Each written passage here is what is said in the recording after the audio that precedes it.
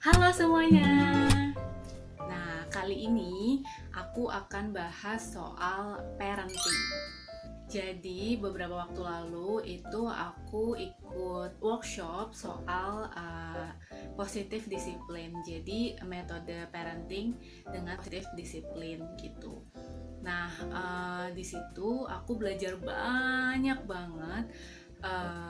Jadi workshopnya itu selama 1 bulan dan 6 kali pertemuan, dan di 6 pertemuan itu semuanya full materi padat, dan di sela-sela di antara workshopnya, karena workshopnya itu kayak seminggu 2 kali, jadi di sela-sela itu kita kayak mempelajari materi juga gitu, jadi benar-benar padat gitu. Nah, yang bawain itu dari Mbak Damar Wijayanti sama Mbak Prita gitu. Jadi aku ngerasa kalau positif disiplin itu bagus banget. Jadi aku mau share ke teman-teman semua.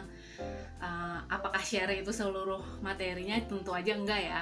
Karena kan juga materi itu tadi lagi-lagi aku sebutin 6 kali pertemuan selama 1 bulan. Jadi kayak full materi banget yang nggak mungkin aku sebutkan juga di sini, dan aku juga bukan expert di sini. Aku hanya sharing soal apa yang aku dapetin, insight apa yang aku dapetin, kemudian juga apa ya, hal-hal besar yang aku benar-benar merasa kalau teman-teman tuh sebagai orang tua di sini penting banget tuh harus tahu gitu.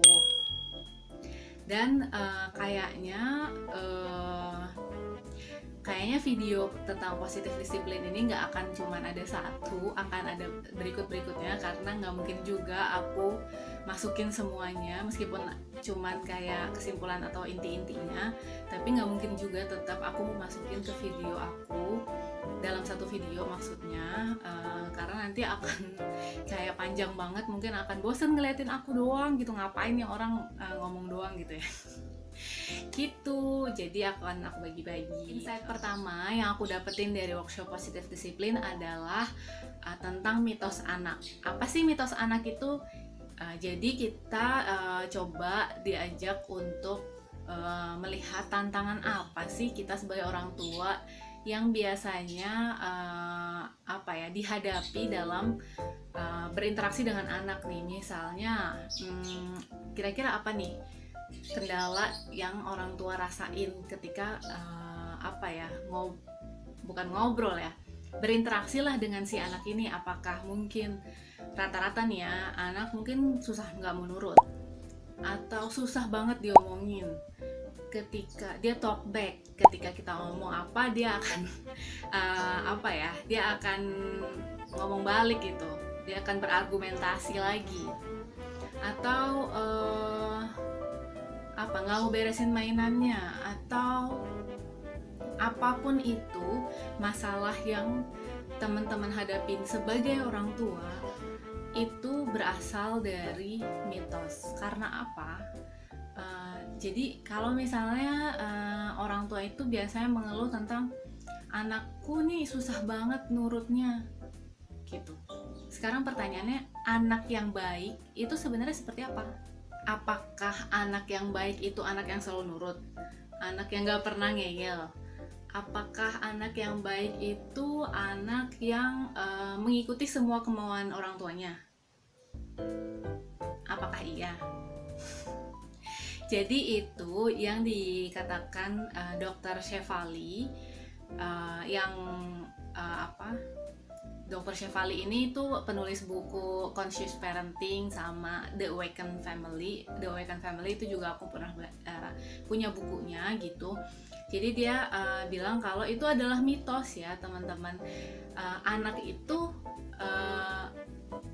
mana ada sih anak yang nurut, mana ada sih anak yang nggak ngeyel. Itu tuh semua mitos. Jadi kita itu jadi orang tua udah terbayang-bayang dengan mitos kalau anak itu harus nurut, anak itu nggak boleh ngeyel, anak itu kalau dikasih tau apa ikutin gitu. Tapi pada kenyataannya itu tidak terjadi teman-teman. Itu bukan ketika kita beneran langsung menghadapi si anak, kita beneran tekanan batin kan ya. Gitu. Nah, jadi itulah yang dipatahkan. Meanwhile, ternyata tantangan-tantangan yang dari tadi aku sebutin, ataupun ada banyak lagi tantangan-tantangan yang teman-teman miliki, itu ternyata punya dampak yang baik di 20-25 tahun si anak itu mendatang gitu. Jadi misalnya nih, si anak nih, aku kasih satu contoh dulu ya. Misalnya si anak ini tuh talk back, dia berargumentasi mulu, disuruh nah ayo mandi gitu, nih sekarang udah jam segini bla bla bla bla, ayo kita mandi. Terus dia akan jawab nggak mau mandi.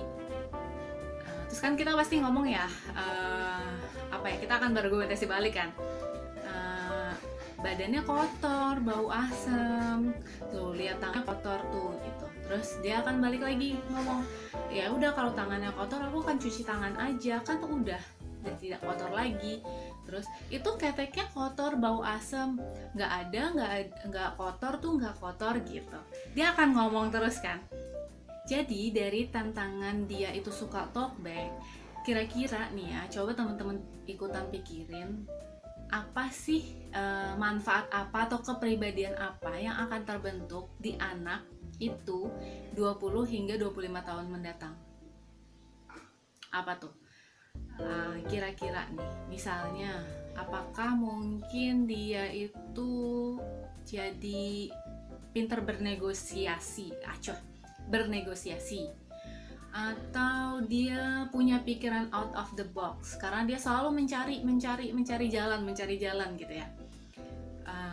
Mencari jalan yang mungkin sekarang mencari jalan yang sesuai kenyamanan dia, maksudnya dia nggak mau mandi, dia akan mencari jalan lain supaya dia nggak mandi gitu ya.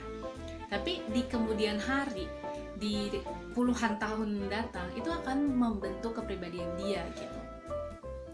Kemudian apakah dia akan suka mencari solusi ya, karena itu tadi berhubungan ya, karena dia mencari solusi yang dia terus-terusan mencari solusi gitu, karena dia nggak mau mandi gitu, dan banyak hal lainnya. Tapi ada tapinya ya, tapi itu akan membentuk kepribadian si anak itu asal kita tahu gimana cara ngadepinnya.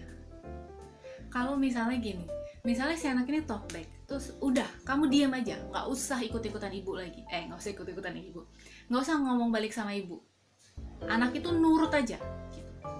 Kira-kira kepribadian atau manfaat di masa depan apa yang kita coret gitu? Berarti dia mungkin tidak bisa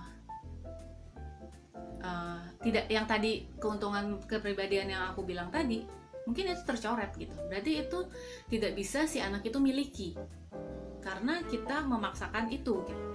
Jadi tantangan yang kita, insight pertama yang aku dapetin adalah tantangan yang kita hadapin saat ini itu akan sangat berpengaruh atau akan sangat mempengaruhi, benar sih, akan sangat mempengaruhi kehidupan si anak itu puluhan tahun mendatang gitu. Itu insight yang pertama kali aku dapetin. Jadi apa yang harus kita lakukan sebagai orang tua? Ya banyak-banyak bersabar, intinya itu aja.